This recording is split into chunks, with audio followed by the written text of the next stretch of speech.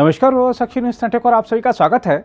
सरकार चाहे किसी की भी हो, वह यह दावा जरूर करती है कि उसके कार्यकाल में देश की अर्थव्यवस्था सुदृढ़ बनी हुई है। वहीं विपक्ष का काम जनता को यह बताना होता है कि अर्थव्यवस्था की हालत बेहद खराब है। अर्थव्यवस्था कैसी चल रही है और उसके आधार पर देश का भविष्य क्या और कैसा होगा, इसके बारे में उद्योग जगत के दिग्गज लोग ही सही राय दे सकते हैं।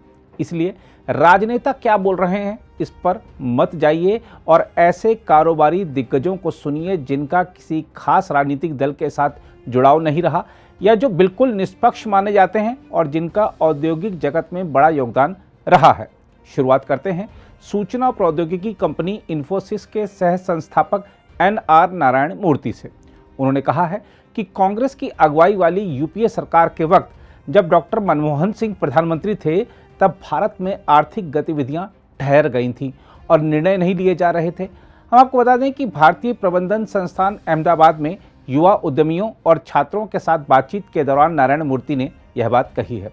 नारायण मूर्ति ने आगे कहा है कि पूर्व प्रधानमंत्री डॉक्टर मनमोहन सिंह एक असाधारण व्यक्ति थे और मेरे मन में उनके लिए बहुत सम्मान है, लेकिन यह बात भी सही है कि यूपीए के दौर में भारत ठहर गया था और निर्णय नहीं लिए जा रहे थे। मूर्ति ने साथ ही कहा कि आज दुनिया में भारत के लिए सम्मान का भाव है और देश अब दुनिया की 5वीं सबसे बड़ी अर्थव्यवस्था बन गया है, जो कि एक बड़ी उपलब्धि है।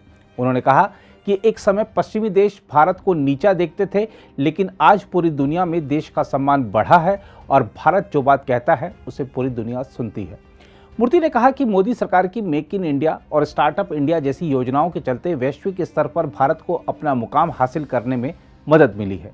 एक प्रश्न के दौरान उन्होंने बताया कि जब वह लंदन में HSBC के बोर्ड सदस्य थे, तब बैठकों के दौरान बोर्ड रूम में भारत का नाम शायद ही कभी आता था, जबकि चीन का नाम अक्सर लिया जाता था। मूर्ति ने कहा कि अब यह युवा पीढ़ी की जिम्मेदारी है कि जब भी लोग किसी अन्य देश, खासकर चीन का नाम लें, तो भारत के नाम का भी उल्लेख जरूर होना चाहिए। उन्होंने अपना संदर्भ देते हुए कहा कि जब मैं आपकी उम्र का था, तब हमारी ज़्यादा जिम्मेदारी इसलिए नहीं थी क्योंकि तब भारत से बहुत उम्मीद नहीं की जाती थी, लेकिन अब हालात बदल चुके हैं, इसलिए आप सभी से पूरी दुनिया को बहुत उम्मीद है। हम आपको बता दें कि भारत में कारोबार सुगमता के बारे में बदले माहौल की बात सिर्फ नारायण मूर्ति ने ही नहीं कही है, बल्कि समय समय पर उद्योग जगत के तमाम दिग्गज इस बात को स्वीकारते रहे हैं। अभी पिछले महीने ही जब 5G स्पेक्ट्रम की नीलामी हुई थी, तब भारतीय एंटरप्राइजेस के संस्थापक और चेयरमैन सुनील भारती मित्तल ने एक बयान जारी करके कहा था कि एयरटेल की तरफ से स्पेक्ट्रम बकाया भुगतान करने के कुछ घंटों के भीतर ही हमें आवंटन संबंधी पत्र मिल गया था और इसके लिए अलग से कोई मशक्कत नहीं करनी पड़ी थी। सुनील भारती मित्तल ने कहा था कि बकाया भुगतान करने के बाद बिना राजनीतिक गलियारों के चक्कर लगाए स्पेक्ट्रम आवंटन संबंधी पत्र हाथ में आ गया था। उन्होंने बताया था कि दूरसंचार विभाग के साथ 30 साल से भी ज़्यादा वर्षों के अनुभव में ऐसा उनके साथ पहली बार हुआ था। उन्होंने इसे बड़ा बदलाव बताते हुए कहा था कि यही ईज ऑफ डूइंग बिजनेस है। इसके अलावा हाल ही में बैंकिंग कारोबार जगत के दिग्गज दीपक पारेख ने प्रधानमंत्री नरेंद्र मोदी की सराहना करते हुए कहा था कि उन्होंने 8 साल में शानदार काम किया है और इसके लिए उन्हें कम से कम 2 और कार्यकाल मिलने चाहिए। हाउसिंग फाइनेंस कंपनी HDFC के चेयरमैन दीपक पारेख ने कहा था कि प्रधानमंत्री ने शानदार काम किया है। उनके जीवन का एक ही उद्देश्य है कि देश आगे बढ़े, प्रगति करे और वह अपना सारा समय अपने इसी उद्देश्य पर खर्च करते हैं। यही नहीं, मोदी या राहुल गांधी में से कौन चाहिए, इस सवाल के जवाब में दीपक पारेख ने कहा था कि कुछ सोचने का सवाल ही नहीं है। यह तो हमने आपको कुछ हालिया उदाहरण बताए।